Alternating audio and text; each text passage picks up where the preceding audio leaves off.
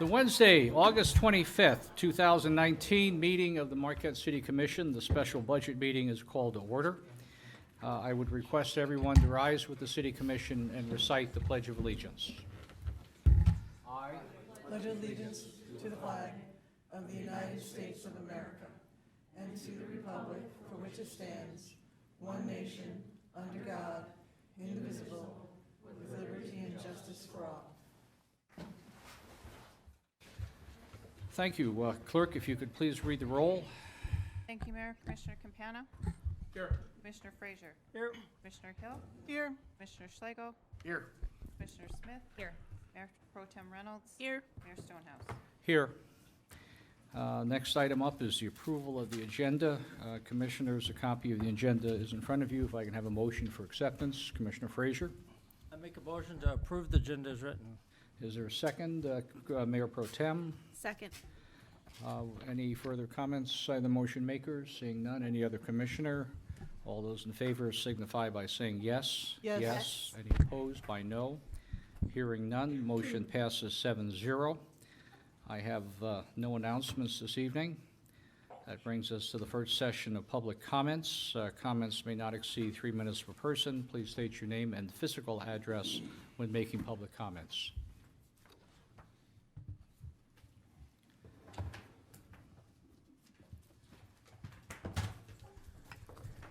Good afternoon.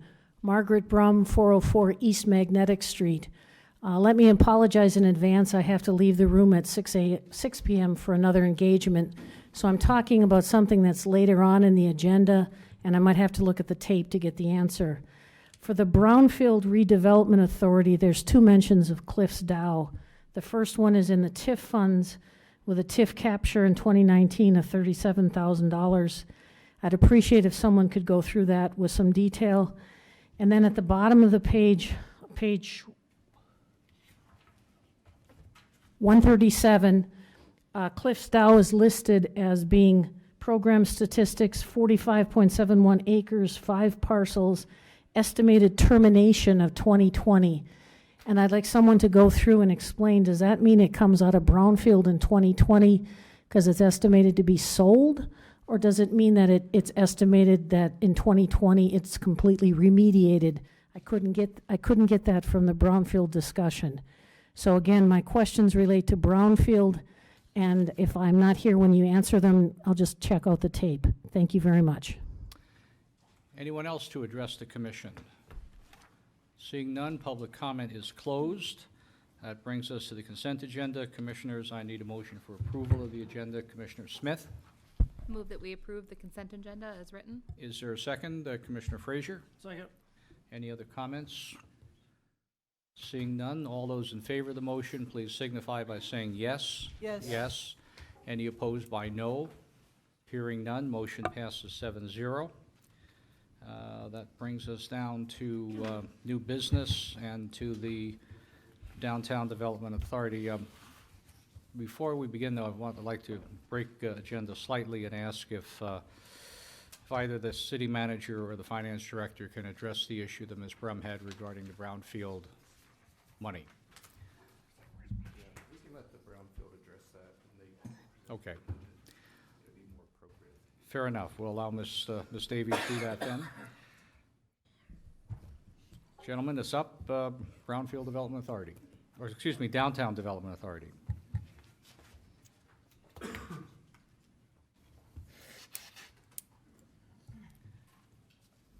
evening. Is that on? No. No? It's on, but It's on. Is it on? No. Max has got a, it'll come.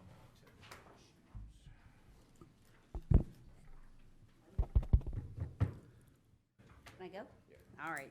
You guys can hear me. As you know, I'm Mona Lang. I'm the executive director for another month for the Marquette Downtown Development Authority. And I know you have the budget in front of you. It's working now. Which was starting on page 228, that gives a little bit of a fact sheet about the DDA. And then continues through to 232. I always try to include a budget by fund with my submission, and that is actually on page 232 and 233. So I'm not going to bore you going through the line items.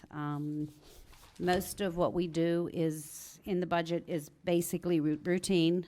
There's not a lot of give to the budget. So I'm just going to kind of recap, and then if you have any questions, I'll answer them, or if you want to interrupt. The budget revenue for the 2020 year is anticipated to be 1.557908, and that does include a $150,000 grant, which is an actual follow-through grant for the MEDC facade restoration initiative grant that we were fortunate enough to receive. And we have already received 150 in this fiscal year, and 150 will be submitted for reimbursement for next fiscal year. And that all of that money basically has been earmarked. We may have one property owner that may back out, and at that point then we would reopen that program for applications for other potential property owners to apply for the facade improvements. Our largest source of income is tax increment financing at just a little bit over $800,000, and that accounts for about 58% of our budget revenue. We also receive I put $2 million in quotes because of the Hanley Act. It is Hanley Act, right? Headley Amendment. Okay. It's down to 1.8728. And that's about 49,000, a little bit over 49,000. And of that, 29,487 comes from the original historic DDA district, 20,296 from 3rd Street property owners. Our second largest revenue source is parking revenue, and that is about 27% of our budget. And that's 212,000 in meter revenues, and 165,955 in parking rentals.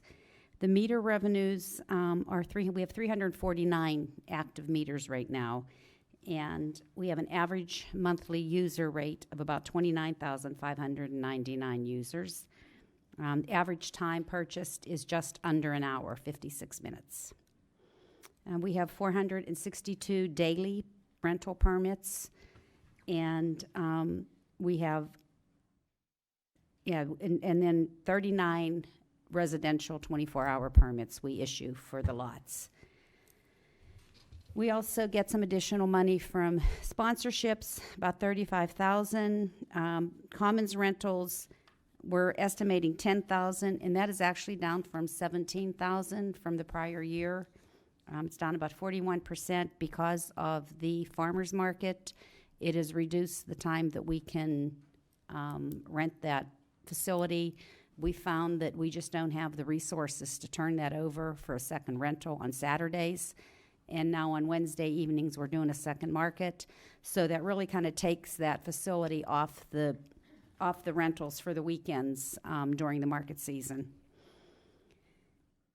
Let's see what else. I think that's pretty much it, except for I'm going to talk a little bit about the market, and then I'm going to go through and talk a little bit about each of our major functions in detail. But as far as the farmers market, we're anticipating $40,000 in farmers market fees, and that is based on a rate of $360 per 10 by 10 spot. And we actually raised that from $185 per spot for this fiscal year to help cover the cost of, obviously, of the market. And then we've also added this Wednesday night market, and that fee is $30 per day. Okay. Can I So ask a then, question on that one? yep. I hope I don't ask her questions, I guess. Anyways, the farmer's market was, I know that a couple people had an issue with the raise. I was just wondering, did that go better now? Like, is everyone's happy? Yeah, honestly, it was, we had open sessions with the vendors when we raised those fees. So there was a lot of input from them. I think that the unhappiness came from the press. I think that the vendors realize the value of that market. You know, we're putting $250,000 in revenue through that market in a season. So, my board looked at it as though they don't care how much the vendors make, but we need to start to cover our costs, and that market needs to be sustainable. And I think that people that are participating in the market anyway understand that. So, Okay. as far as we know, things are good. We're allowing them to pay in 2 payments, so that's helped. Okay, and then my second question is, how has the second Wednesday night market been going? Because I haven't had an opportunity to go down there at all. It's actually not doing bad. There's about maybe 250 to 300 customers that show up. And the DDA, their stipulation was that they had a minimum of 15 vendors at the market so that it had at least chance of being successful. And she's had anywhere between 15 to 20 vendors a market. So Okay. I think it's doing good. I think people seem to like it. Okay. We're getting I'm good just curious. feedback. That was my question as well.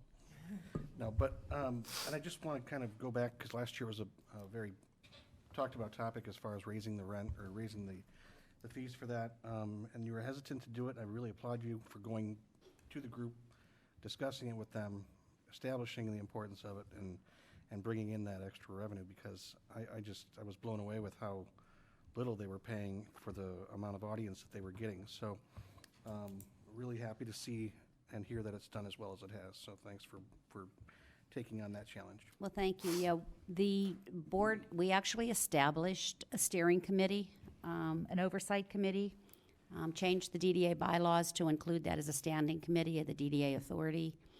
And they met once, they've not met again. They're supposed to meet mid-season, but I think everybody's happy now, so they don't care if they meet or not, to be honest. But they will meet and talk about how things are going with the rates. We have not seen a decline in vendors that want to participate. So I think that it's still a good deal considering all of the services that we provide. Just as a side, we are trying to get our supplement down to $13,000 a year.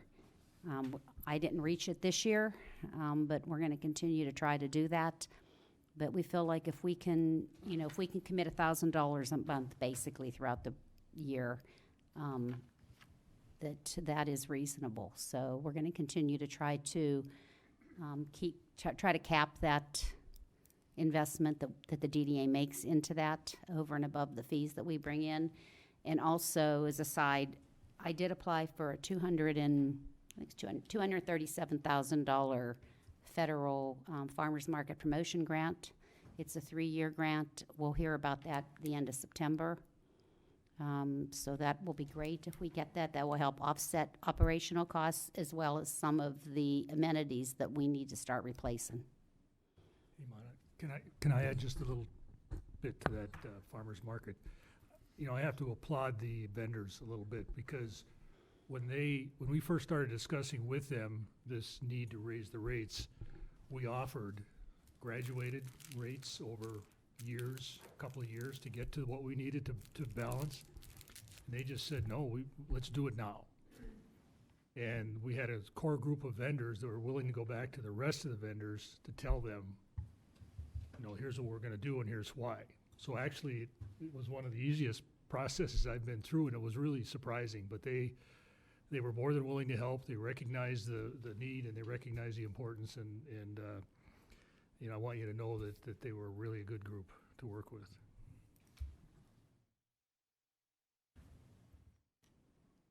Onward. Okay, well, I guess I don't even have to go over the market now in my notes, so we'll just continue on. Just as a couple of, I guess, notes, our personnel costs are down 6.37 anticipated for next year. Obviously, we have some change in employment. We did lose, beside myself, and starting with a new director who I'll introduce you to in just a minute. We've also lost 2 other longer time employees, so, you know, that obviously brings our wages down. And then as far as promotion, we have budgeted 62,000 this year for promotion of events. We actually have been lucky with supporters and raising some sponsorship funds.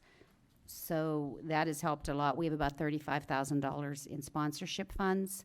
However, some of that tends to be flow through. We usually end up with the car show at about $11,000 that goes back to the Women's Center. That is a fundraiser for the Women's Center. And then we also, as part of the Ladies' Night event, we raise about $2,200 that we also give back to the Women's Center.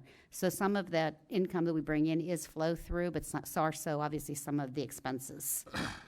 We do have an increase in our professional contractual this year to $167,470,000. That's about 17% of our total budget. And the reason that is up is we are, right now, actually, we have already entered into an agreement with a firm that's going to come in and do a downtown plan. We actually don't have a downtown master plan, and that was found as a deficiency when the city went through the redevelopment ready certification. So the MEDC is actually partnering with us. They will give us 50% of the cost of that consultant, up to $30,000. So we have budgeted about $60,000. I figure it'll probably cost close to $100,000 for the consultant. So, so that is something that you'll all be hearing much more about as the process moves forward. I think that we're going to bring that consultant in. I won't be here, but the DDA is going to bring that consultant in toward the beginning of October to start their process. It's going to be a little bit different. We're going to do the public end of that at the end, because what we're requesting the consultant to do is pull together all these other plans that we've had so much public input in, pull those together, and actually come up with an implementation plan for us. So rather than taking that back out to the public and doing a lot of workshops that I think people are kind of tired of, it's like, I can't believe they're doing another plan, but we're actually doing a plan for a plan. So pulling out our plans, and hopefully we'll have something to guide the organization forward. Question about that? Remind me, how far does the DDA go down to the waterfront, We go down to Lakeshore. but not cross Lakeshore? Well, the Ordoc's in the DDA district. So, yeah. So And Lower Harbor, Matson Lower Harbor Park is in the DDA district, yes. so it's We do go to the waterfront, so yeah. roughly 5th all the way to Matson Park. 7th to Matson Park, yes. And Ridge to Baraga, and then Ridge to Fair on 3rd Street. Oh, yeah.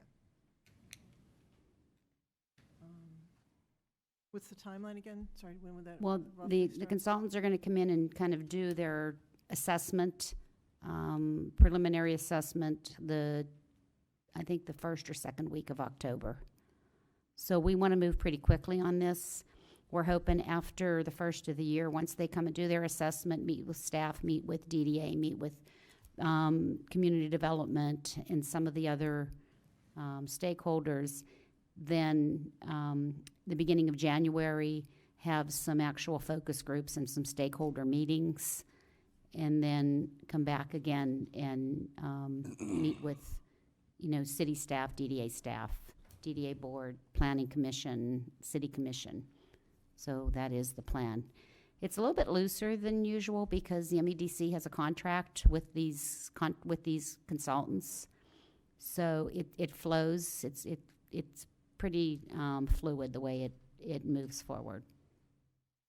Thank you. I did have a question, if I jump in. The purchase power and natural gas, were you, I noticed the numbers going up, and I wondered did the JCI impact any of this, or how did? No, I don't think it did, because those are parking lot lights and commons lights and the Bluff Street ramp, which is about $1,200 a month for electric. That wasn't part of JCI? Uh-uh.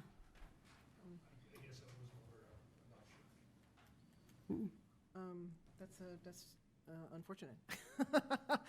Can I buy you some light bulbs? I mean, that Well, we seems- have been replacing, well, as we can with LED. But no, those are all in parking lots or walkways within the district. Thank you. Just a little clarification if I can. So the MEDC goes ahead and gives you the half the grant money for, the up to 30,000. Well, they'll pay the consultant directly, And yeah. then they furnish the consultant as well? That's awesome. Okay, great, Yep. thank you. Yep. And the consultant is actually Smith Group out of, I think they're out of Lansing or Ann Arbor. Any other communities that you can reference that they've done work for? They actually did Northern's master plan. They did the whole master plan? Mm-hmm, Okay, yeah. And I think they're working in Menominee also. we won't hold that against them. Sorry, it's a little dig at my old town. Okay. I'll tell them. Yeah, don't. Okay, well, where was it? Oh, professional and contractual. And then, obviously, we contract out snow removal for the parking lots. We do pay the company that we purchase the meters from. We pay them a monthly maintenance fee to manage the meters. That's about $33,000. And then some other types of things, credit card processing fees, almost $12,000. And then we also still have an outstanding bond. It was issued in 2011 to redo the parking structure, $1.5 million. We still owe $865,000 on that. That'll be settled in 2024. And that's about $160,000 a year for principal and interest.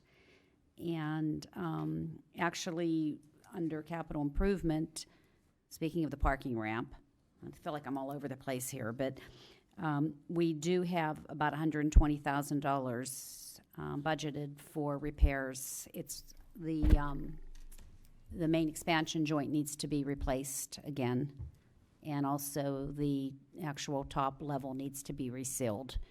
So it's probably closer to $200,000, but we budgeted $120 this year and hopefully $100 next year, and be able to get at least some of that completed.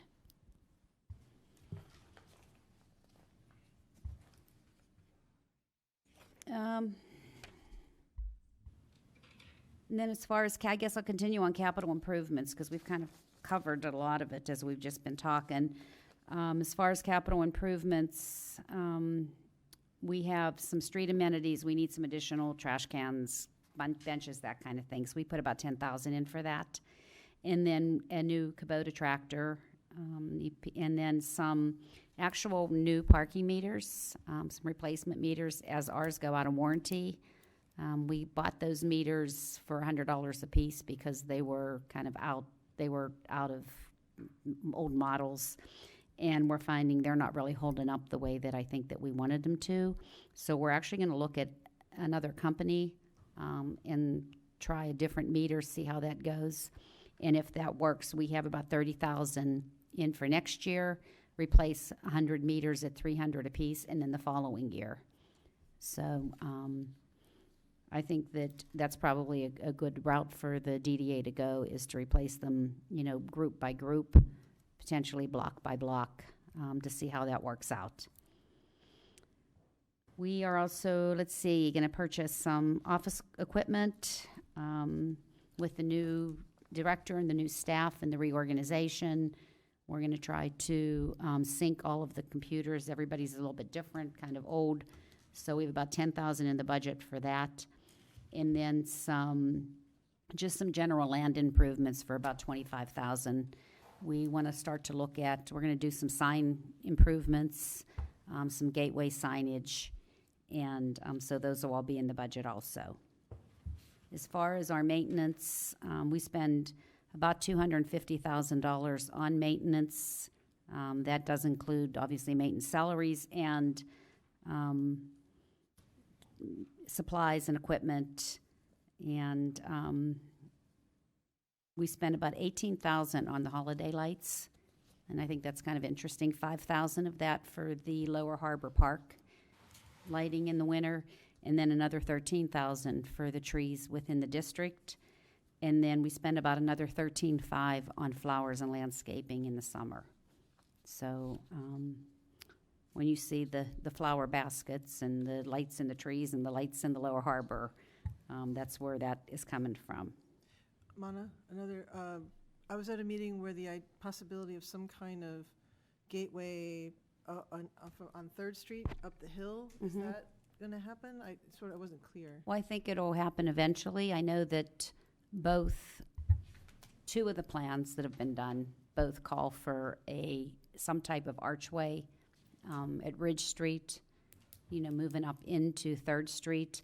I think that's something looking forward, especially as this downtown plan is developed and some of the 3rd Street plan is integrated into the fuller development plan. That they're the problem, not a problem, but the situation with 3rd Street is that there's not really a development fund source. So, should it be a TIF or a business improvement district? I think that's something that will come out of, hopefully, from this consultant, and also from the DDA board and through the city commission. That is obviously a decision that finalizes with the city commission. Thank you. Speaking of 3rd Street, Mona, with your grant, you got to redo all the buildings on 3rd Street if they wanted to. Did you guys paid for the labor and the material, or just the material, and they paid for the labor? Like, say, I know the bagel shop on 3rd Street took advantage of that, and they redid their Yes. building. So did you guys pay for the material and the labor, or they sub out the labor, or how would that work? The way that the projects are set up is that the grant, the grant was for 300,000, and the DDA had to make a commitment of an additional 30,000, 10%, for the grant. So we have basically a pot of 330,000, and those applicants that were approved, up to 50% of their total project improvement could be paid for by the grant up to $50,000. Gotcha. So basically, so if it's $100, They get their contractor, they do the work, they submit invoices, and they're reimbursed. So if it costs $100, they pay $50 basically. Yes, Gotcha. they pay 50. The grant would pay 50, up to 50,000. A couple of questions if I can, and these are your last year, so I'm going to throw them out there. But Go ahead. number one, I'm a big fan, obviously, I hope. But the one thing that I'd like to make sure is, at least on the forefront, is obviously the idea of another parking ramp facility. And I know it's a real tough subject to work around right now, but that I'd like to have at least addressed. And then the second question would be, do you see us really ever taking advantage of the 3rd Street corridor concept that was brought forth a few years back? And is that just kind of, we'll do it as we see certain specific areas of that might be utilized, or is it ever going to be adopted as a whole and really, some buy-in to it? Well, first question, actually both questions, and then I'm going to come back. Both of those we hope to see addressed partially in this downtown master plan. One of the focuses of this downtown master plan is going to be to update the parking study that was done and the parking management plan. And to be honest with you, we're very concerned right now on how we're going to address the issue of Veridia purchasing the parking lot at South 3rd and Main Street. There are 73 parking spaces there, and that parking lot is full. And they are all downtown employees or residents that park there. And it's a real challenge to figure out where we're going to park these people. So the second part of that point is that we believe that it is time to do a feasibility study for a parking structure and to where that parking structure should be located. So that'll be that's part of the challenge of this consultant that's coming in, is to relook at the parking, relook at the way we're managing the public parking lots right now, if they're being utilized properly. And if they are being utilized properly, then we know that we need to move toward a parking structure. The issue is a parking structure is probably going to cost somewhere in the neighborhood of $4.5 million to $6 million. Does the DDA have the resources to pay that bond? It's going to be close. As we see this development, you know, if it's not, and nothing against Brownfield, but if it doesn't go into the Brownfield fund, then that TIF can be used to pay for the parking structure. So it's going to have to be an issue, I think, that's worked out between the Planning Commission, the City Commission, and the DDA. Second question, again, is going to come back to the City Commission, is what type of funding source can be used to develop Third Street? Is it going to be a tax increment financing? Is it going to be a business improvement district? You can't develop it without funding. And so, you know, a real move forward plan needs to have funding to implement that plan.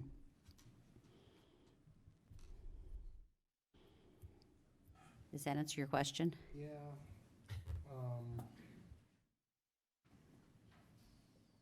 Does for now. I'd like to kind of, when you look at things like the facade grants, okay, and how great it is to see the facelift on a couple of these buildings, and you've been able to pull off a few of these over the years, and it's just great to see. You know, and I realized that the corridor study was going to bring us in line with,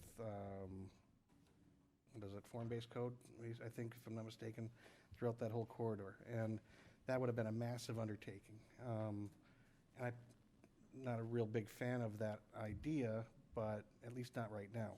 But at least with the facade grants and things along those lines, you're seeing the much-needed improvements to the storefronts that are making it, you know, the walkable, bikeable community that it is, so much more attractive, which is, you know, kudos to everybody involved, because that's an investment on the community or the business owner and the proper use of a great grant. At the same time,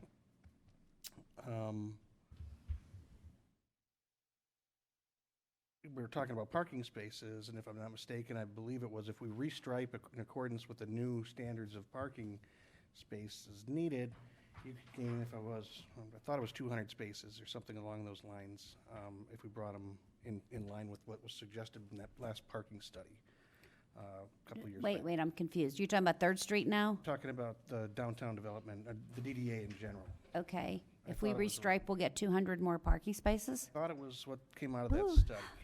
And this It goes were all only the way that up. simple. Well, it goes all the way up Third Street as well. So, and the Planning Commission had that at one point in time. I was blown away. I'm like, 200 spaces, you gotta be crazy. But that was the suggestion from the consultant that was, and if I'm wrong, great, let me know.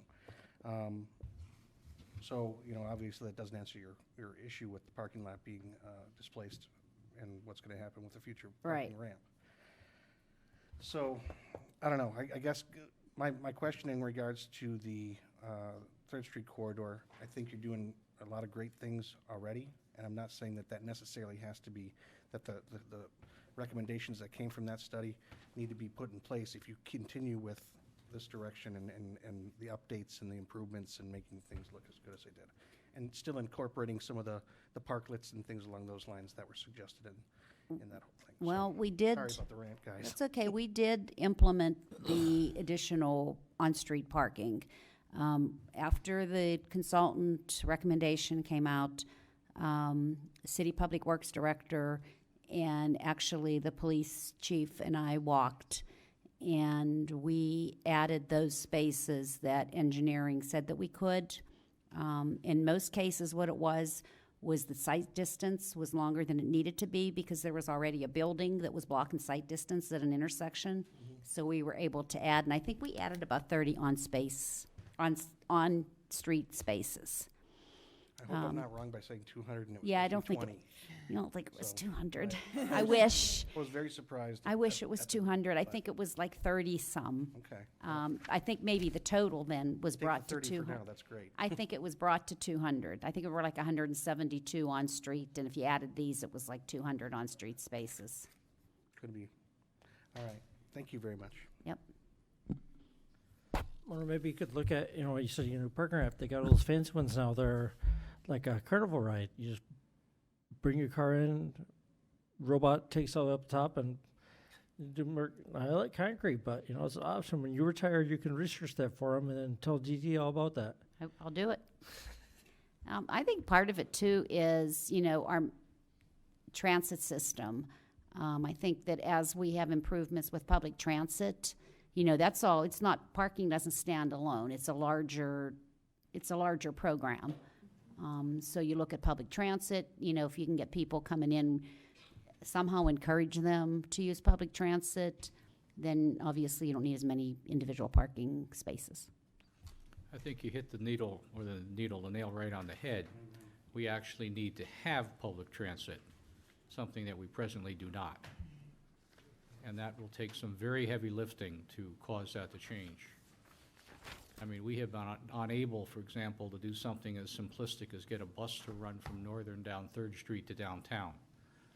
And that ought to be the lightest wink of an eye to get that to happen. And yet you have the intransience of Northern, for example, and deciding that that's important to them.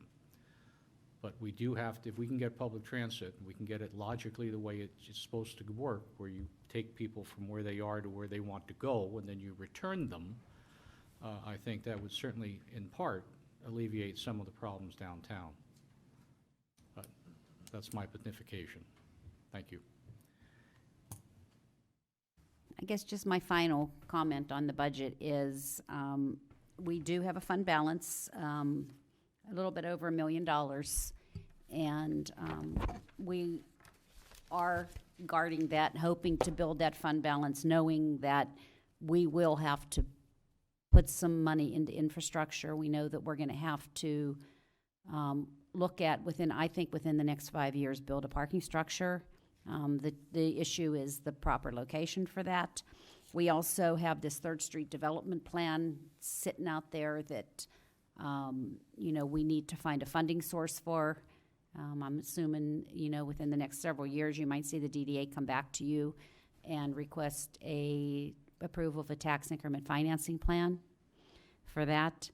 The 100 block of West Washington Street is in pretty bad shape. That needs to be, needs some improvements. We're working with the city on that.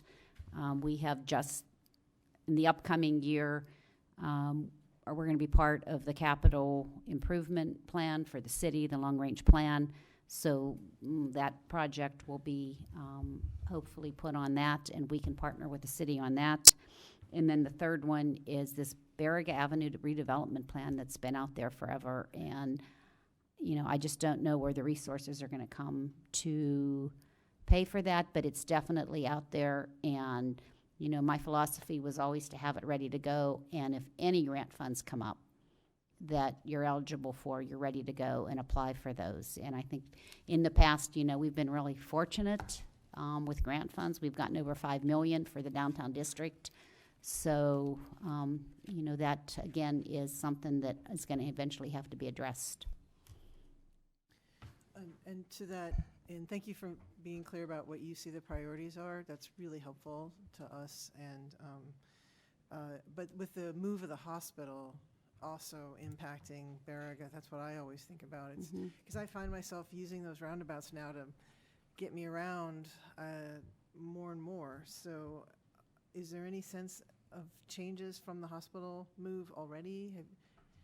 I don't know that we've seen an impact, a positive impact from the location of the new hospital. I think, you know, people are still adjusting to where it sits. And, when you're looking, somebody said to me, actually the consultant we met with today said, when you look at the hospital, when you're coming, you take the roundabout and you're going out, right? It looks like it's so far from downtown, but it's really only a couple blocks. Yeah. And then, the flip side of that is there really needs to be some type of analysis on what the impact is on the now vacant hospital property and what the impact of whatever development happens there is going to have 3rd Street downtown and obviously the adjacent neighborhoods. The one more thing that I can say is that once this redevelopment ready certification is received, we can apply for funding from the MEDC. They will cover the cost of a market analysis, which we really need, number one. And number two, they have a team that comes out and actually helps you market your development sites.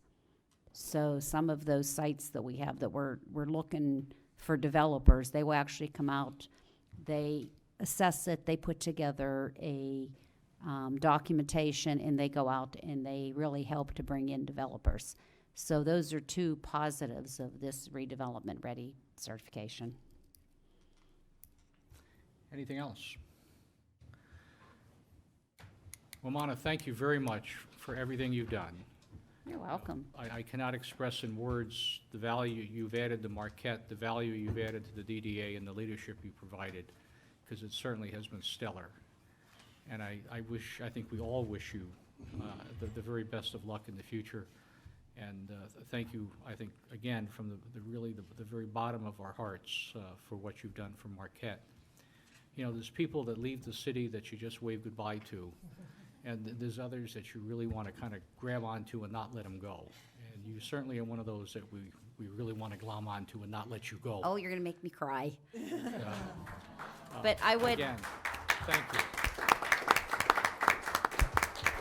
I would like to just step out just for a second and introduce my incoming executive director for the Downtown Development Authority, and that's Rebecca Salmon. I have complete faith in her. I think that she's going to carry forward many of the initiatives and that I've helped start, and I think many that she has ready, I'm sure, in the back of her mind and ready to go with. She's been with the DDA for 10 years. So she certainly knows the organization, and we have complete faith in her. And so I look forward to getting phone calls from her, but I don't know if I'm going to answer them, but maybe. Change your number, unlisted. But thank you guys You for again. many years of support. Thank Why you. don't you become the consultant? Save the DD money and you could be a consultant. When you retire, you could be the consultant. Good idea? LDFA. guys.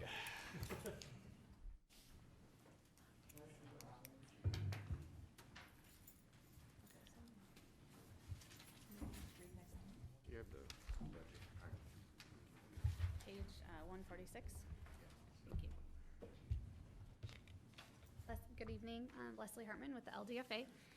Our budget comes from the tax increment financing, and we pass through the funds to the Smart Zone, so we oversee their spending, and I have a seat on the Smart Zone board and attend their quarterly board meetings, and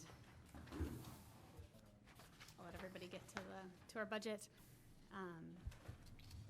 So the request is $484,000 for the year, and I can say I know that Ray Johnson, the CEO of the Smart Zone, was just at a commission meeting to give an update on the progress that the Smart Zone is making in the city. My opinion is that they're being very sensitive to their budget, making sure that they're staying within what we're projecting that would be coming through the tax increment financing, and then also have some additional grants that they've earned and are continuing to seek out additional grant funding and sponsorship opportunities for their events. And entrepreneurs are even paying some money for some of the fees that they're receiving too at the Smart Zone. So I'm happy to answer specific questions.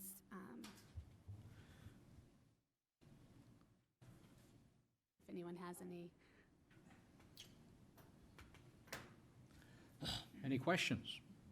So the increase is what percent, roughly? I can't do the math in my head. Do you have it? From last year, so, Oh, it's a decrease, actually. yeah, from last year, it's gone down. Few, okay. Is there just any way to speak to the change? Just, I think there were a couple of properties that have decreased in value in the, and didn't we have some that were in our, let me draw a blank on the, what do I want to call it? Yeah. So we set the LDFA TIF. The entire city is included, but we did exclude certain properties, those that were brownfield projects at the time, and then those that had significant tax tribunal cases against the city. So we started the TIF out that way, and since that time, some unexpected things. We got hit pretty hard with the veterans exemption for property taxes, and then there have been some tax tribunal cases that weren't in the ones that we carved out. So the city and also the LDFA has taken a little bit of a hit. We're probably about a year behind what we were originally projecting, but we are starting to catch up.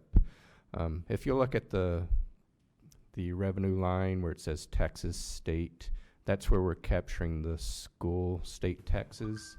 Now the schools aren't being harmed. The state is completely reimbursing the schools for that. And then the second line is the local, that's the city taxes.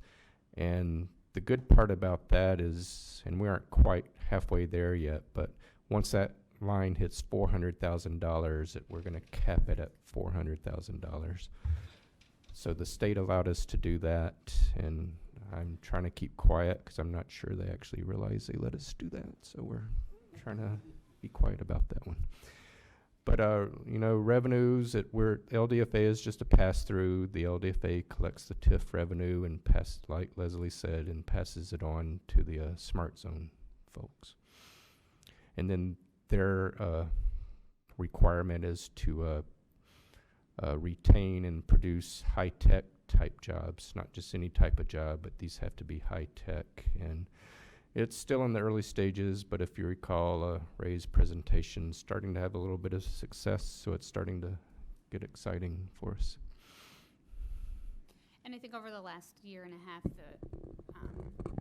we could see that we were having some shortfalls from what we'd projected to what's actually coming in. And so that's where we started doing, or the Smart Zone started doing some additional fundraising and was awarded 2 grants in particular that helped offset some of their costs. So, and they are still looking for additional grants that they may be able to apply for to help continue supplementing.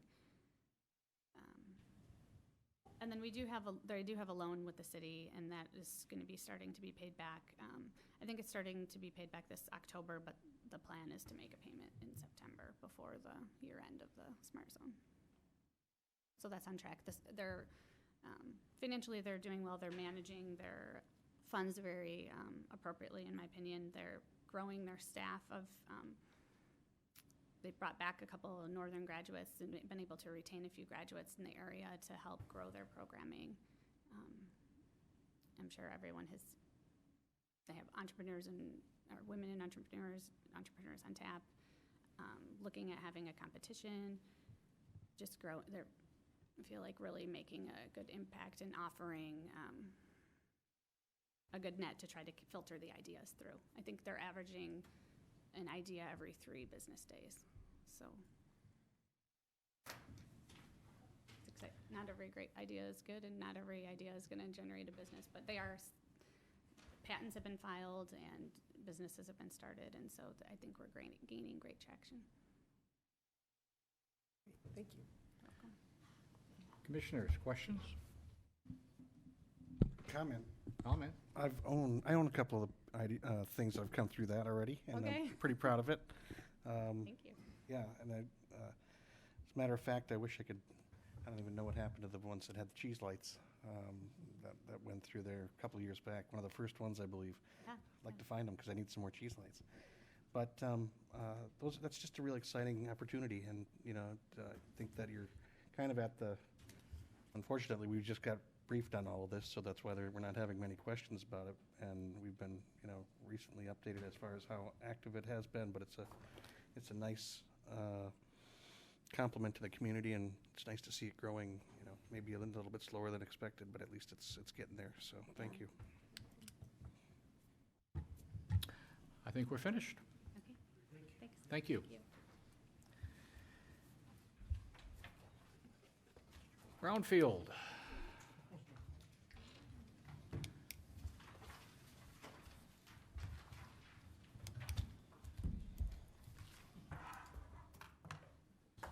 Good evening.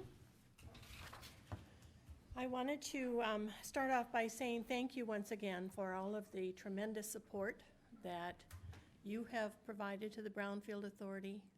The city administration and staff have been amazing. Of course, we have a really talented treasurer who keeps all of us on our toes. But it really has been a teamwork sort of thing, continues to be. And I'm really proud of our efforts to all work forward together. I'm basically going to do just kind of a brief couple of thoughts on our various categories, and then I'm going to ask our treasurer to take over with the really hard data that I know you're looking for.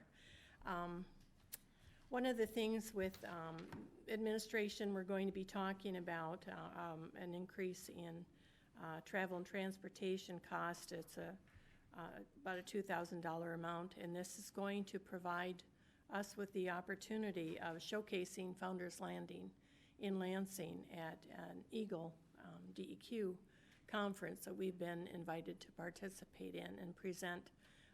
The subject of the conference is the development on the Great Lakes, and I think we have a pretty awesome one to share, so it's a delight to have been invited to do that. That'll be in October, and you'll be hearing more about that as we get closer.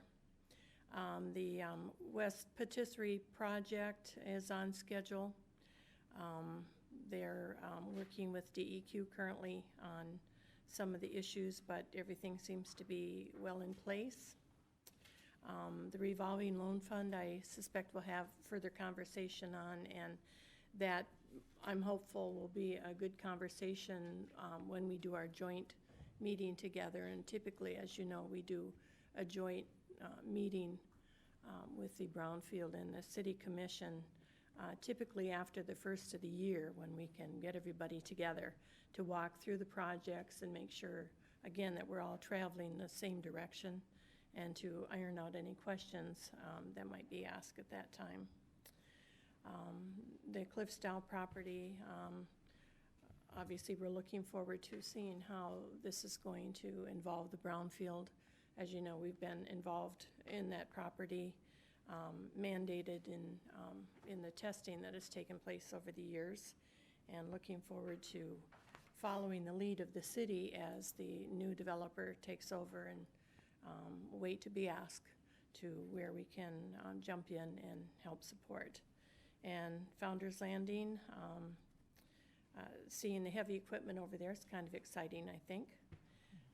Where we're at on that particular project with Parcel 2 is there were a few changes that the new administration, the new state administration, and DEQ Eagle wanted to have done differently, so we have resubmitted a revised Act 381 plan that we have been told by DEQ Eagle that it's on the fast track. So we don't anticipate any issues with that and are looking forward to moving forward.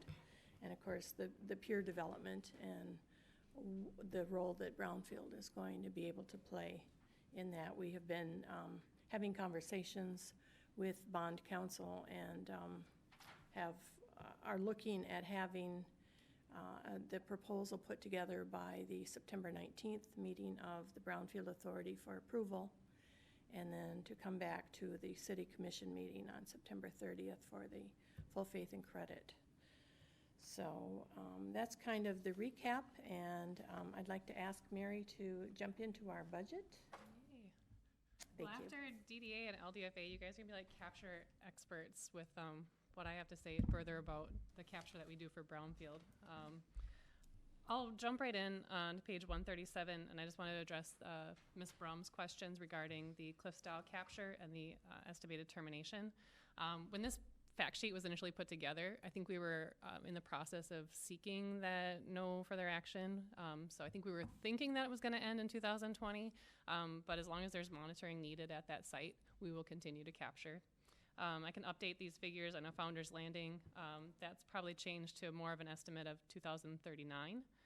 The rest remain the same except for Nestle Down Bread and Breakfast, which I'll get into in a couple of pages. So starting out with page 138, this is the administrative fund. I kind of equate this to the general fund of the city. This is where we kind of establish what the expenditures are going to be for those that we can't really allocate to a project in particular. So this is like Sherry's time. This is also the city's time that we put into these, to the administrative travel, stuff like that, that doesn't necessarily apply to a specific plan that we have. So this is one of the rare ones where we go through the expenditures first. So we've established Sherry's wages for the year, and all the fringes that go on top of that. We have professional and contractual, which is going to be our consultants' time. There's also been a discussion, I recall, to develop a video. I think it's been brought up by the commission for kind of what does the brownfield do and what has it been doing. So we wanted to put some funding in there for that as well. And then as Sherry mentioned, there's some travel that's gonna be coming up. So once we establish that, how do we fund it? This then comes through where we go through all of the projects and we are allowed to take their local capture dollars. So this is like the city and senior center, those senior services, those taxes that we're capturing off of that. We can then allocate those dollars to the administrative revenues. So we prorate it based on what they're collecting. And you're gonna see in each of the other budgets going forward, there's gonna be a little kick in, transferring in to fund this fund, yes. So the professional contractual, that's MAC? That's max time. That's going to be also this video development, and it's pretty much going to be the max time, yeah. Okay, just, Yep. yeah, all right. And he's sort of on retainer, or?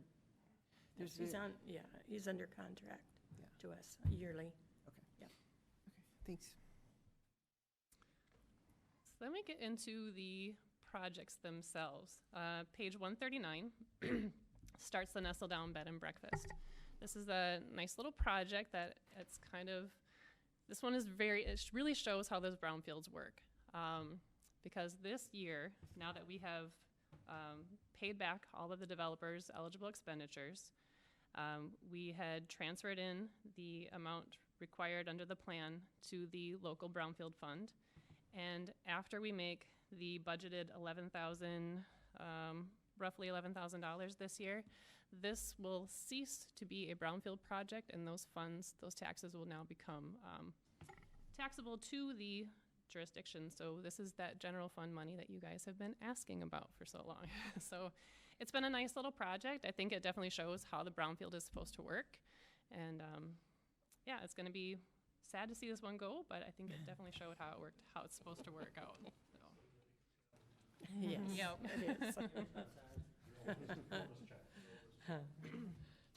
Page 140 is the Duke Life Point project. This one begins, we are expecting to capture about $2.6 million in taxes for this one. And here's where we start looking to the brownfield plan itself, to how do we need to allocate those dollars. This one has some debt service along with it. So we have debt service principal of about $65,000, debt service interest of $1.1 million. And then there's a little transfer out of $46,440.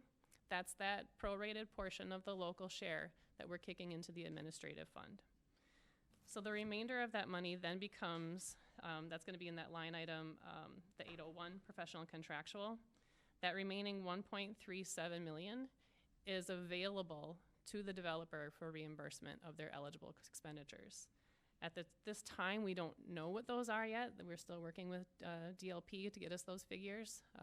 But again, once we capture the taxes, allocate out what we know we need to spend it for, the remainder becomes available to the developer.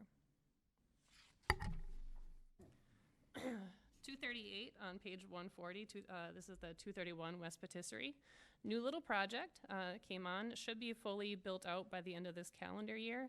Very minimal taxes that we're going to be able to estimate to collect. But again, we've got a small transfer out going to the administrative fund, and the remainder becomes available for max time or to the developer when we get those eligible expenditures. So new little project, kind of exciting. Should be very much like Nestle Down, should get in and out pretty quick.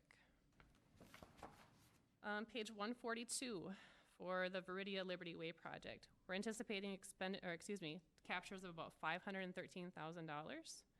We have known expenditures of debt service principal of $35,000, debt service interest of about $3,700. There's a prorated transfer to the administrative fund of $10,000. And also, this is the first year in which we take some of that captured taxes and we take 2.5% of that and kick it into that local revolving loan fund. So just starting to kind of seed that fund as well. So that leaves us with a remainder of about $441,350 that will be available to the developer. At the time I prepared this report, we have developer reimbursement of about $7.1 million. So if we hold true at this $400,000 availability, it's going to put us at about 18 years to pay back the developer's expenditures on this project. So then the revolving loan fund on page 143. Again, this is where we're going to have that last transfer in from Nestle Down, and that 2.5% from Viridia is going to be going into there to start funding this. This is where we're accumulating those funds that will be available for grant opportunities, loan opportunities for environmental remediation projects. Could be available to the city for any environmental projects that we may be coming up into. Fund has not been utilized yet. I believe this last year, the Brownfield started coming up with a policy. I think you're going to have future conversations about what is a comfortable threshold that we want to get to in order to fund projects. So that's a discussion I know will be coming up. Page 144 for the Cliff Stow project. Mary, can I ask a question? Yeah. I got,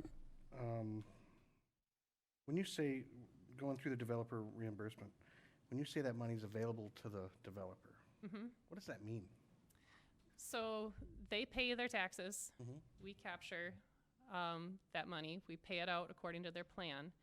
And since they have paid out of pocket for environmental remediation on that parcel, we then pay them back for what they've submitted in those expenditures. Right. Okay. Thank you. Yep. Anything they cost, I mean, obviously the Brownfield paid for our development and stuff like that. So anything extra they paid for, you pay them back, basically, is that what it is? What they pay for in environmental costs. Gotcha, yes. whatever environmental thing. So basically, if there's any pollutants, whatever, they get it tested, take care of it, and then you pay them back for it. Gotcha. Yes. Yep. That would be eligible cost. Cliff Stow, we're looking at about a $38,000 capture. And this one, I just kind of, the small transfer out, again, is for the administrative fund, and then the remaining is going to be available for monitoring expenditures that the city is obligated to on that site. Mary, does that include the original parcel of Cliff Stow that we sold some years ago? Should be all of it. Yeah. Yeah. I mean, that's really probably the income producer, because that's the one that's got Only one. Vital Life on it. Yes, yes. Yeah, that was so this is bigger than the parcel that is left to be developed. Right. Yes. Yeah, that was my question as well. Thank you. Is the property in front of like the plasma lab there that's been for sale for a while, or in the corner of Pioneer Street, is that part of the brownfield? Is that part of the Dow Chemical Science? So that's all part of it then? That was the original one. That was the original part, right in front of the plasma lab there. Yep. That property is for sale for a while. Mike was to build his retirement home right there, so that would be part of the brownfield. If somebody wanted to buy that property, part of brown, is that part of Cliff Stow, or is it separate? It's separate, I Separate. believe, yeah. Okay. One one point when we were starting the bigger portion of Cliffs, I remember we were drawing against the Brownfield revolving fund that we had been filling with that money from BioLife. So I remember we had a small pot of money in that, and Gary might remember that too. But again, we had a small pot of money that we were using initially for Yeah, I think it was various the remediation activities. Iron Bay, that's a name I recall. Yeah, it was Bay called had Iron seeded Bay that. at the time. Mhm. Okay. Yep. Fair enough. Thank you.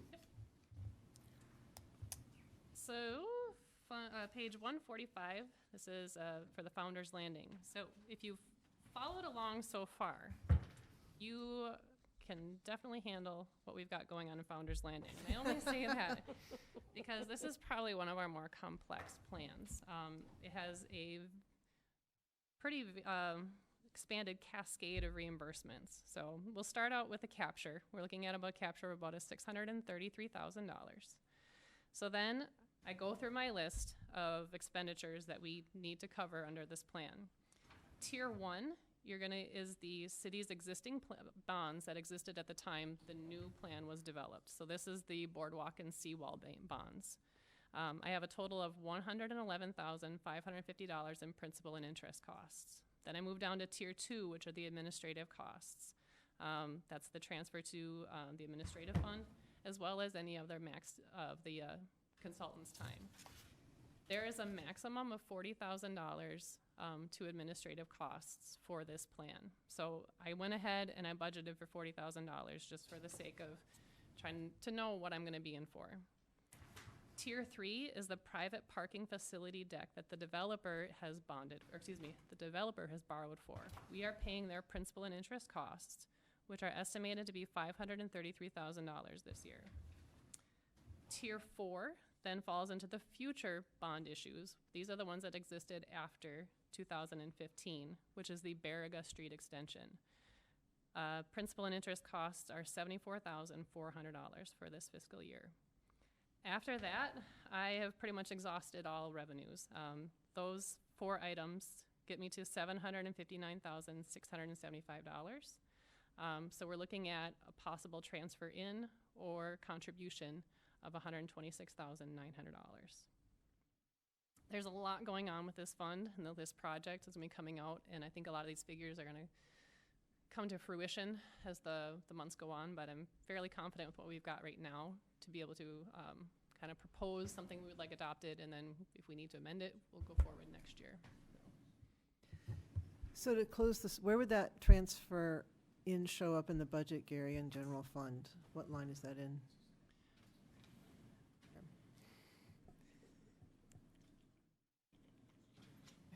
So where in the general fund budget would that 126,900 be seen as the going to brownfields? I don't think it is yet. So it's not there? Yeah. But it's probably is gonna Well, happen. the other thing that I know we had discussed about doing in order to help mitigate that is the bonding that we're looking into would be, I think we're doing the interest only and to capitalize the interest, so that actually the bond proceeds will help kind of fund those initial years of payment too. So I do remember that. yeah, there's a lot still kind of up in the air with this budget. I was going to ask for a recap as to, I know we had some work sessions on this topic. Where are we at with being able to fund the pilings project in relation to this? Yeah, to answer Commissioner Hill's question, if the general fund does have to transfer money in, that'd be on that one page that we have for all transfers out from the general fund. You know, that we show local and major street, arena, and the debt service fund. So that's where that will show up at. We're still fine tuning what we're calling the not a marina bond. What I would really like to do is to delay that bond issue until next year, and that will help out tremendously. It all just depends on, I had a conversation with John Swinson, who's overseeing the project.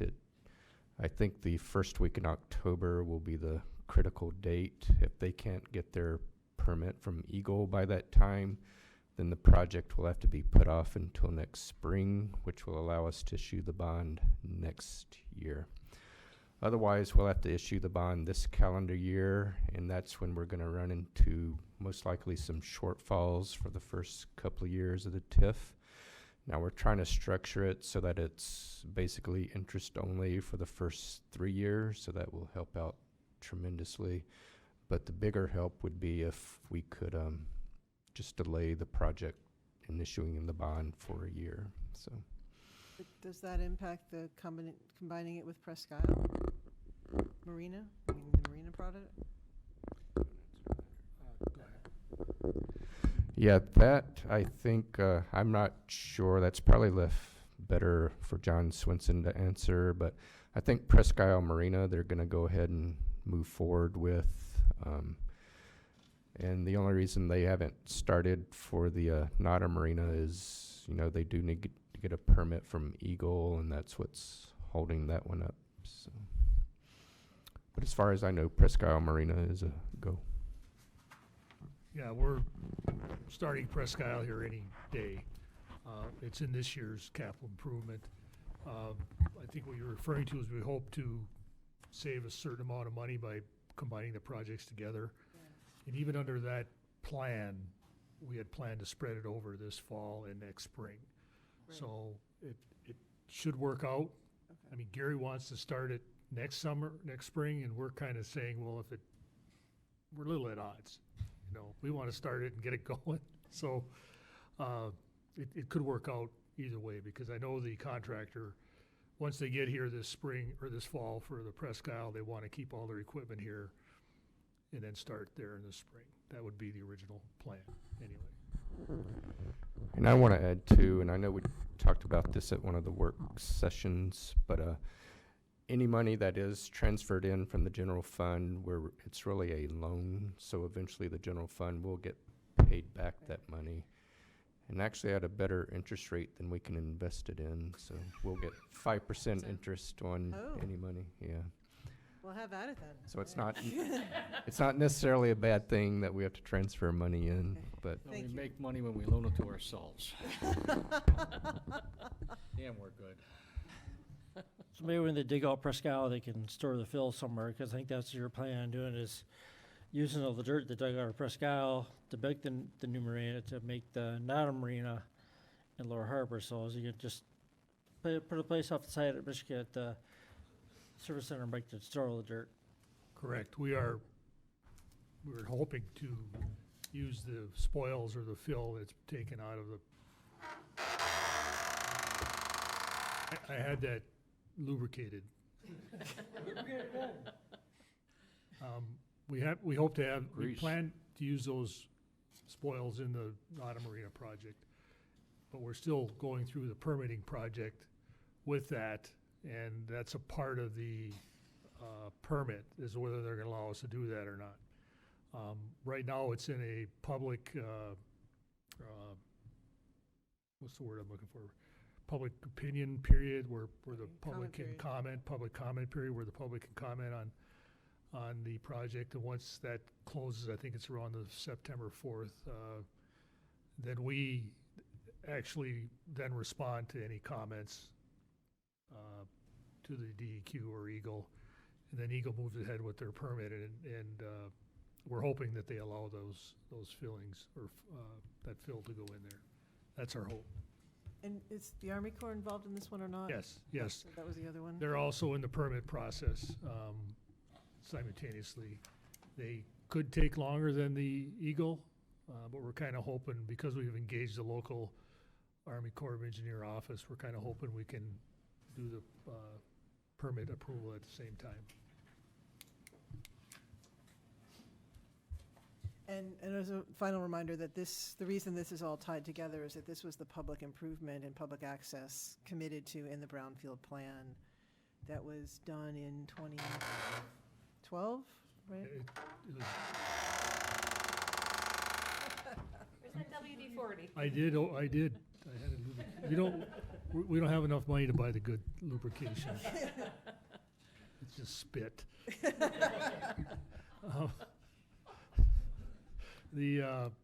I'm sorry, what was the question?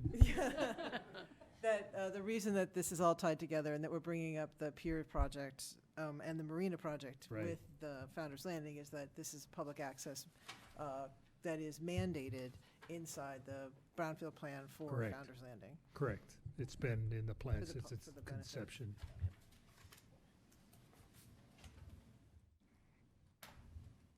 Any other questions? Well, we'll just keep plugging along. Only that, I guess I would look forward to a discussion as to how soon we can begin to utilize the funding from the different sites as they close out directly in the general fund as opposed to putting it into a revolving fund. And at what level that revolving fund should be maintained, especially as we're getting to the point that we really are running out of significant brownfield projects.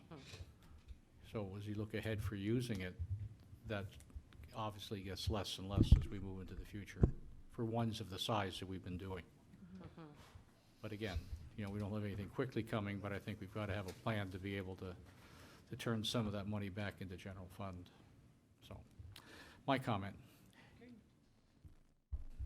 One more comment? I agree with Fred. I think more information put out there, the better off you are, like maybe a brownfield site or something, to put more information to the public, because I didn't know what a brownfield site was until I got on the commission. I just thought it was some gas station or dump site or something. I didn't, I thought, so more publicity you put out there, the better off you are, explaining, okay, here's how it works.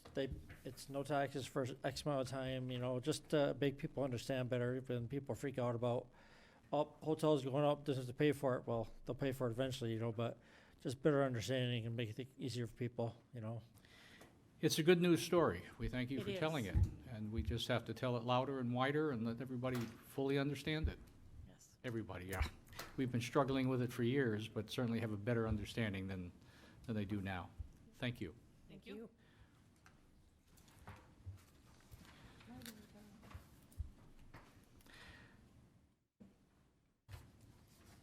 The best for last? Well, you mean new consultant?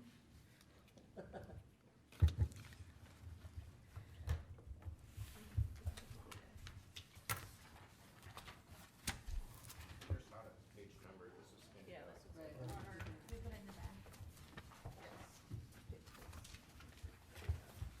Just handed out the last meeting. We're always late. We wait for the library board to approve our budget before we bring it to you all.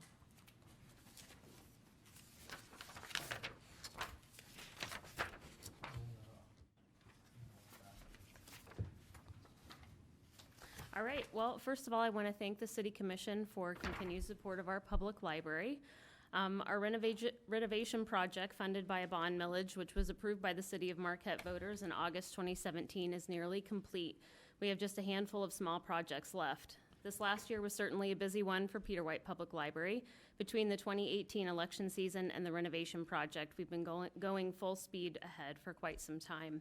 I'm very proud of our accomplishments and hopeful we will continue to build on the financial stability that we've achieved.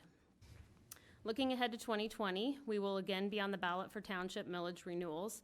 It seems that as soon as we end a campaign, we are right back getting ready for another one. I anticipate we'll be on the November 2020 ballot for service renewals in Chocolate, Marquette, Sands, Scandia, and West Branch townships. That's all of our townships. We are optimistic that we will continue to have a high level of support from those townships. Additionally, our lease with the City of Marquette Arts and Culture Center expires in 2020.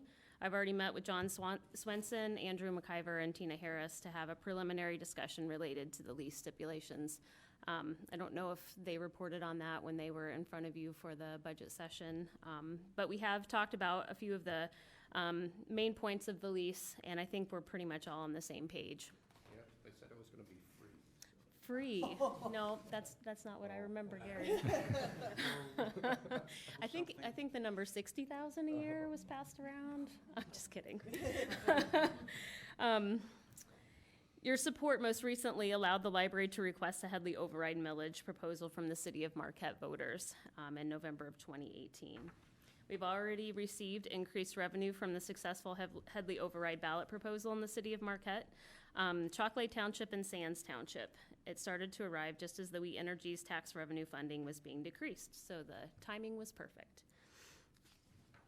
Our fundraising revenue continues to grow. This fiscal year, a group of retired librarians raised over $15,000 to help fund the reference desk on the top floor of the library. This desk was not in the original renovation project scope, but was added as a result of these generous donations. The library's endowment has grown from $30,000 in 2015 to an anticipated $230,000 by the end of this fiscal year. In funding year 1920, we'll be taking an anticipated distribution of $2,500 from the endowment to work on a capital project. Can you believe it? The building and grounds work never ends. You know how that goes. It is our long-term goal to build the library's general endowment fund to over $1 million, so we're able to take $50,000 in annual distributions. Fundraising efforts, including private sources and designated donations for materials and programs, as well as fundraising events such as the Spelling Bee, continue to generate 10 to 12% of the library's operating budget. So far in this fiscal year, our Friends of the Library group has generated over $34,000 in funding. The used bookstore on the main floor is extremely popular with patrons and visitors alike. The group continues to host 2 annual large sales, but the bookstore has been a better revenue generator for the group than anyone anticipated. Our dedicated volunteers are at the library every day, stocking and managing this bookstore. This funding is used to support library programming and circulating collections. They don't keep much of a fund balance in the Friends group, so anything that they generate goes directly in the form of grants to the library. On August 8th, our Library Board of Trustees met to set budget priorities for the next several years. We know that the public would very much like for the library to be open on Sundays. However, at this point, adding Sunday hours is not a sustainable service. The last thing we want to do is add Sunday hours and have to remove them due to financial constraints. The board agreed to place emphasis on staff services and hours that we currently offer. As you know from your other budget sessions, the unfunded liability that exists with our MERS pension is concerning. The library's MERS pension has been considered well-funded. However, well-funded means about 70%. We continue to have approximately $1 million in unfunded liability in our MERS accounts. And as MERS continues to rework their assumptions, we anticipate that our percentage of funding will decrease and our liability will increase, despite our best efforts to pay as much into MERS as our budget allows. If at the end of the fiscal year we have a fund balance, we will make a recommendation to the Library Board of Trustees that we make an additional payment against our MERS liability. Our current MERS plan is very benefit-rich, which is wonderful for staff, but very difficult on the library's long-range budget plans. We are currently in union negotiations and are working with our staff to offer quality benefits that are sustainable for the library long-term.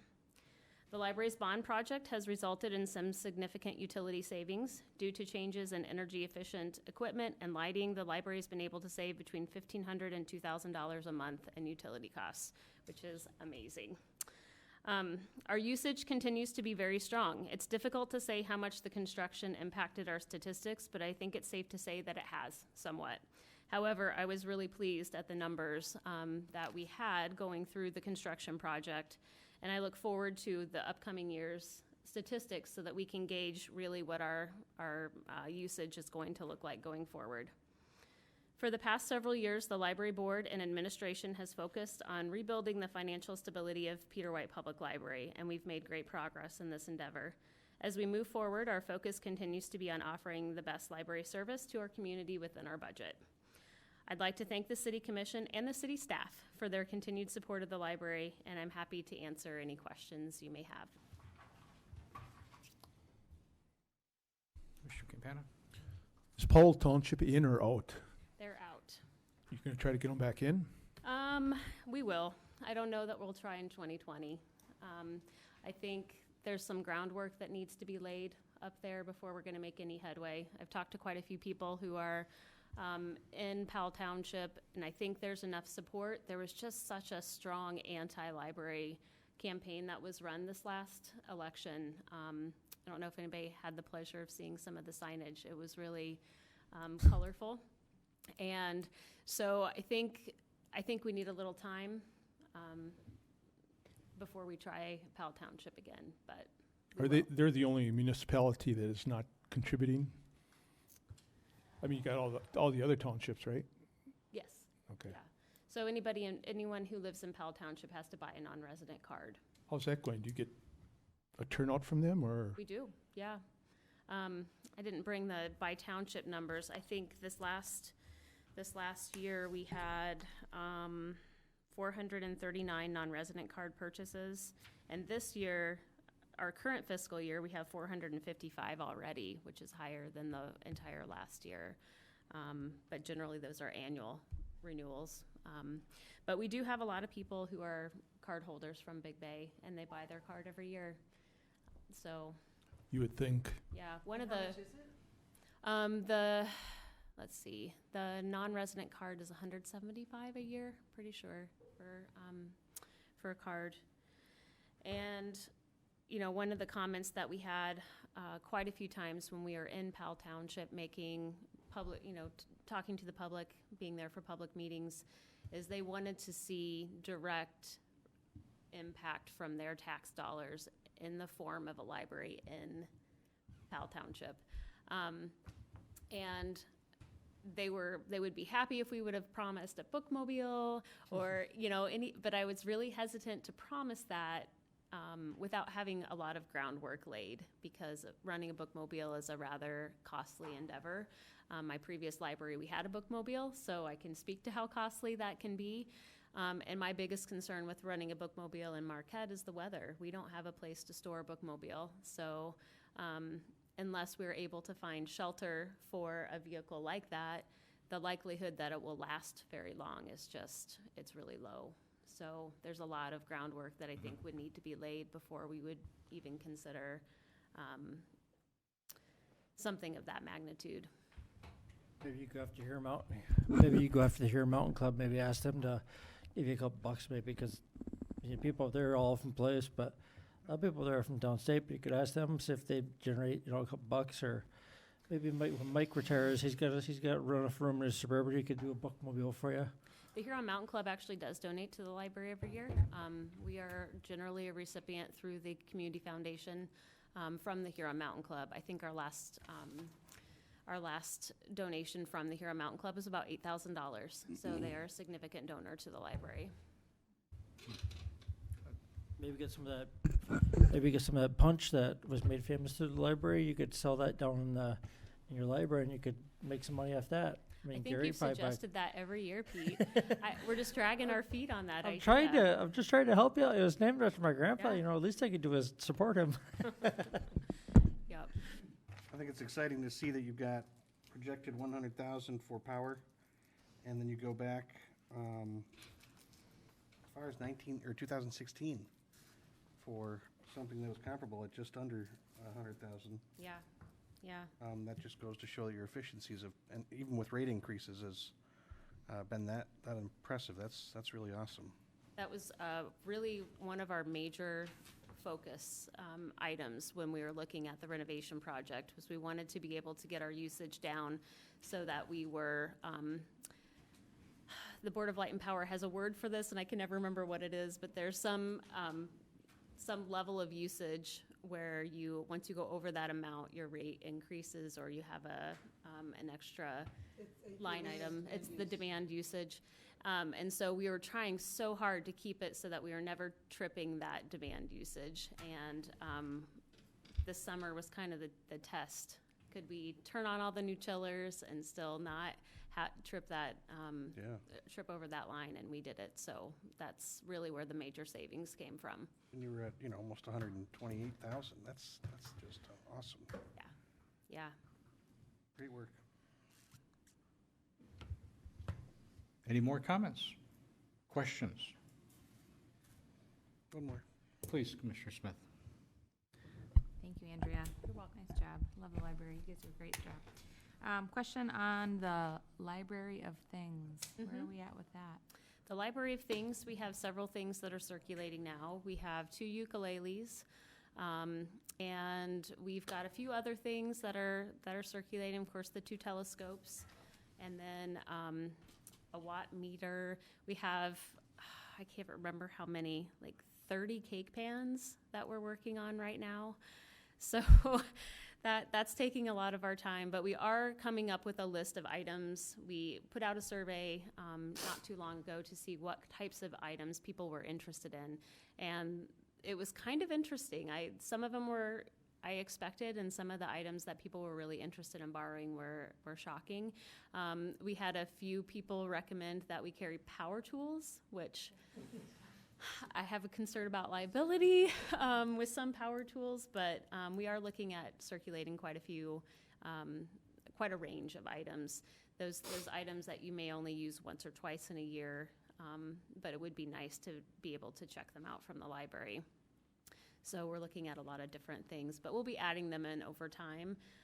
Unfortunately, we don't have the budget to be able to just buy everything at once. So we'll be asking for donations for particular items and then writing some of it into our budget as we are able to. Thank you for the update. You're welcome. Do you have a list? Do we have a list of the items? I didn't bring one with me, but I can go off the top of my head a little bit. Some of the items of interest there were a lot of construction-based ones. So laser levels was one that stuck out. One of the wheeled measuring like survey tools, for distance.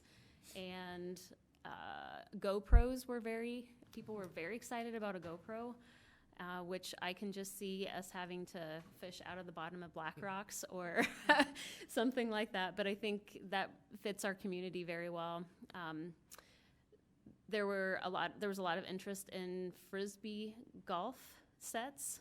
So having a son who has recently become a Frisbee golf aficionado, I do understand that there's a lot of discs that are needed, and you may want to try some of those out. I also know that he loses a lot of discs in the weeds. So that was another one that was there was a lot of interest for birding kits. So a backpack that would have binoculars and bird guide books.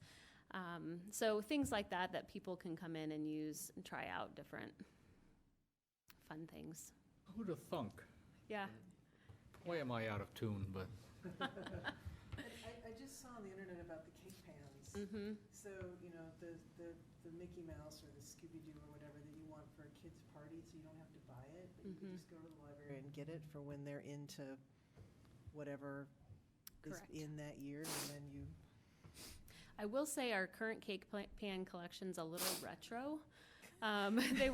They came from a garage sale, so there's quite a few of them that are kind of my generation as children. But some of that's coming back. Dora the Explorer, she's back. So I think we'll see a resurgence of interest in some of these pans.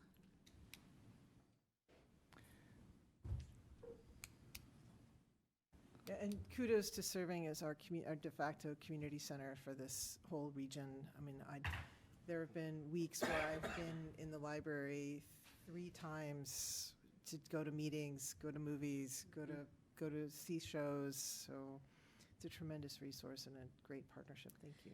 Yeah, thank you for mentioning that, Jen, because one of the things that I'm hoping we can do over the next several years, we've got a new program that we're working with for statistics tracking. And one of the things that I'm hoping that we can track a little bit better is the number of usage of our rooms for community-focused meetings versus library events, because when we present you with attendance, that's only library event attendance. That doesn't include anything like public meetings that are held at the library. And I feel like that kind of underrepresents exactly how much our facility is used. I mean, you have the door count, but I think our meeting room use is one of our biggest assets, and there's not really a great mechanism with our current statistics as we report them to show that. So we're working on that for this next fiscal year, because I think it's important to know how much those rooms are used. You can't rent them. I mean, that's sometimes. Yeah. Yeah. well, thank you very much for giving the great presentation and keeping us up to speed on what's happening at the library, budget-wise and other. We give you an awful lot of accolades, and we give your staff an awful lot, and you deserve every bloody one of them. And, it's, again, one of those treasures of Marquette is the Peter White, and we deeply appreciate the caretaker you've been for it and the work that's been done by all of the librarians, but yourself, too, in particular, for leading that pack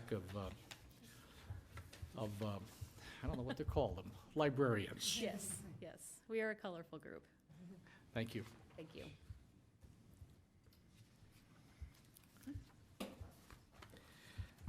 Budget wrap-up. We're done, I can hit the gravel?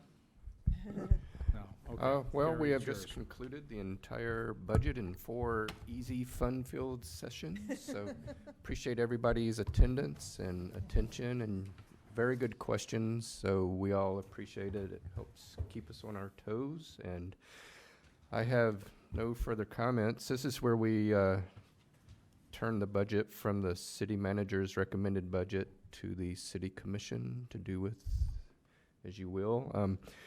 Before we leave, hopefully we'll set a public hearing for September 9th so that we can actually adopt the budget. So I don't know if the city manager has any further comments, but I just want to thank each one of you, the city commission and the mayor, and also the various departments and the friends of the city. A lot of work goes into this, and I don't want to underestimate the amount of time and effort that goes into this. And we do manage to cover it in 4 fairly short sessions, but believe me, a lot of time goes into this. So thank you, everybody. I will comment and say now, it'll be nice to have Gary being nice to us for another 9 months or so, and then we go through all this again. No, my thanks to Gary. He does a really good job at this with his, with the help of his staff, and Mary Schlicht, who was here earlier, is a big part of it as well. And just to reiterate a couple of points, that without the payoff of those 2 bonds, this deficit that we're running could be as high as another $1 million.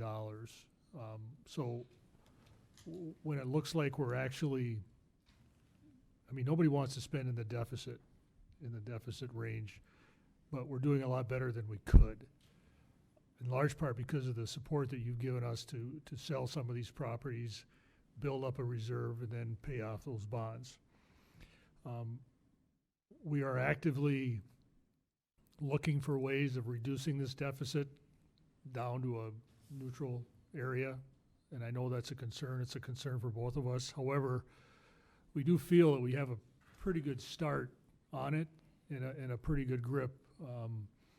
Once some of these other properties that are non-brownfield are developed, I can, Nordic Bay is one. You know, the ones that we're selling, parcel 12 and Founder's Landing. I mean, once those are developed, I mean, they will add to our tax base. So I think you know we're getting there. It's going to take a little bit of time. We anticipated a few years here of a negative balance or a fund balance transfer to get through these times. But I think we've gone a long way to replacing the We Energy plant loss. And I don't know if Gary wants to add anything to that, but no?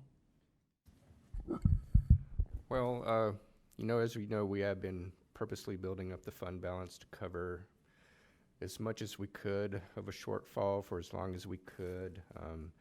So the current year budget and the budget we just presented are really showing the first impacts of losing even at this rate, if no further economic development happens, we can probably hold it off for another 3 years before we have to start maybe making some little more serious decisions about staffing and services we provide. But what's going on even now is the economic development that is happening outside of the brownfield is starting to whittle away at the deficit, and it's hoped that within 3 years we'll at least be neutral with that, and we won't have to sit here wringing our hands making some difficult decisions. Can I, thank you. So this economic development plan, are we going to have a chance to, do we approve that? Is that, and this redevelopment, that seems to be really important in all of this, is that correct? Well, the economic development plan is separate. I mean, it's a charter requirement. And I believe we're trying to tee it up for the first meeting in September, and I'll get it to you. As a matter of fact, I made a note to myself to remind myself tomorrow to, if it's ready to go, to give it to you ahead of time of that meeting so you can review it.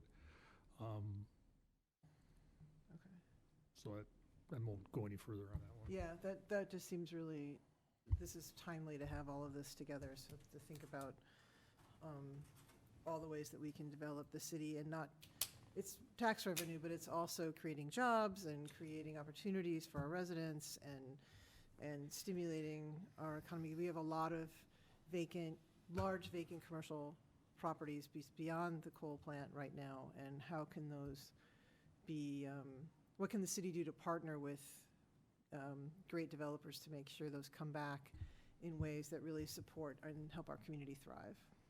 And I agree with that. I mean, we have made ourselves and our staff very available to developers, and the commission as a whole has made the process more inviting, less of a resistance as compared to some other communities I know exist. It doesn't mean we give things away necessarily or we violate the laws in any way, but we do work hand in hand, and we're often approached by developers looking for something as simple as, how do I get through the permitting process in a timely fashion? I mean, that could go a long way to just convincing someone to develop here as opposed to going somewhere else. I will say that there is always the resistance in the public that maybe we're overdeveloping or maybe we're going in the wrong direction. However, I remind people that, I mean, we're limited to our space. It's a finite amount of property that we have to develop, and I honestly don't see anything other than the current empty, privately owned properties that we are going to take forward anymore or move forward for any future development, other than Cliffs Dow for next year. That it might be city involved. After that, I think it's going to be the private developers that we're going to need to encourage on privately owned property.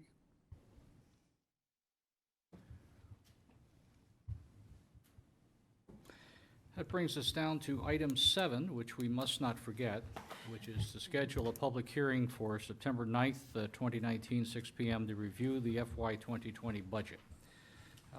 This is not a roll call vote, this is a general vote, so I need a motion. Mayor Pro Tem? I move that we schedule the public hearing for the budget for September 9th at 6 p.m. to review the FY 2020 budget. Is there a second? Commissioner Campana? I would second that. Any further discussion on either motion maker? Nope. Any other commissioner? Having none, all those in favor signify by saying yes. Yes. Any opposed by no? Hearing none, motion passes 7-0. That brings us to the second public comment period. Anyone desiring to address the commission?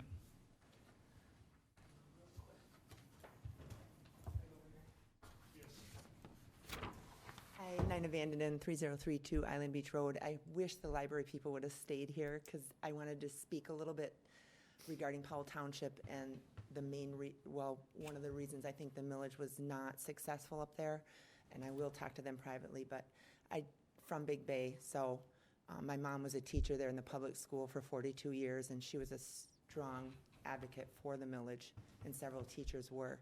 What I heard from a lot of the citizens was that they thought it was too much. The people that were against the millage basically said they would maybe have voted for half a mil or less. They felt the library was asking too much of Powell Township. So I was going to try to work with the library maybe and giving them some insight as to what we could do next time, what we could do better. I did go to the library and get a lot of signs, and we put them up in Big Bay, but the other signs were bigger. And there were misspellings on those signs, which really bothered me. And I took a picture of one, and I just felt I was really upset about the negative stuff regarding the millage for Powell Township and the library. So some of the detractors of the millage said, well, whoever wants a library card, I'll buy him one. And my response to that was, okay, do it. I will tell you who needs cards and you can purchase them, and that hasn't happened. But so I just guess I wanted to give the commission a little insight as to what we could work toward next time on the library millage for Powell Township to capture some more money. So, that's it. Thank you. That brings us to comments from the commission. Mayor Pro Tem, would you lead? I don't have any. Commissioner Schlegel? I'm all set, can I thank you? Smith? Boy, am I drawing a blank here. Commissioner Hill? So glad to have that first binder all wrapped up. Thank you, everybody. Well, I'd like to add to the budget is trying to get a sidewalk from Lakeshore down to the marina. That's because I know a lot of people walk up and down the street, and just something thrown into the budget next year when Gary's pulling his hair out. So it's something to look at, just framing a little sidewalk or something like that. Your Honor, question on Paul Township, the millage. Is that a straight millage for, like all the municipalities have to pay one? They can't change, vary depending on a municipality. Is it the same millage for everyone? Well, every citizen would pay the millage that is set, so it would depend, It's 1 mil for everybody. They can't go yeah, it and a doesn't half. necessarily have to be that. It could be Well, it could be whatever you want. whatever. Whatever the There is going a rate is. cap to what they can ask for, but it doesn't have to be up to that cap. So it could be, say, instead of 1 mil, it could be half a mil if they so desired. I would disagree with that. I believe that issue came up before with Powell Township, and the decision was made, or the comment was made, at least by library, that it's set at 1 mil and it's 1 mil for everybody. And the second you would say half mil for this township, then the other township's gonna want half mil too. Okay, well, I So- stand corrected. I Yeah. misunderstood, but. Yeah, it's come up before. So it's the same for everybody? Same for everybody. Yeah, so. That's it. That's it. Well, let me wander on a couple things then. First, formally, thank you for both Gary and Mike for the tremendous work they did, and certainly not ignoring any of the staff work, which I know has been tremendous in putting the budgets together. Thank you from the City Commission for doing it again and doing such a really great and straightforward job that we can understand it. I think all of us have to remember that this is a yearly budget. This budget is once a year. However, the thinking that goes into it has got to be long-term, because we're always looking over the next hill. We have to look over the next hill. We have to be looking 5 years, 10 years, 15 years down the highway. So decisions we make now will certainly impact that. And as we look at where budget money will be coming and how property may or may not be developed and where the brownfields are going, that's a pretty good illustration, I think, of looking long-term with where we're going as a city. Just to remind commissioners that the old hospital remains a tax-paying entity of the city of Marquette. Until Duke Life Point can figure out who to sell it to, they're paying taxes on it, and I suspect they're probably not happy with it, but we are very happy to cash their checks. So that is certainly a plus. The other issue would be, too, that we are just about, as a city, built out. In other words, in terms of finding a sizable tract of city-owned property that we can sell or develop, with Cliffsdale done, that's done. We don't have any more property left of any significant size. So any development that would be done would be boutique development, might be selling somebody a lot, somebody a corner, might be participating with a private developer. We have half, he has half, maybe. But, we're not in that business anymore. And it's going to radically change how we do brownfields. It's going to radically change how we look at how we develop the city, because now we will be totally dependent on how individual developers, private developers, can interface with the city on property they may have. For example, what happens with Shopko? Shopko is privately owned. It's within the city limits. What happens with the old Marquette Mall? That too, privately owned. Maybe there's things the city can do with whoever would come in to develop, but it ain't our job. We ain't driving that train. At the very best we can do is help set the table for development by being a development-ready community, but we can't develop the property. So, my 10 cents. That brings us down to comments from the city manager. Anything? Now I get to do the fun thing.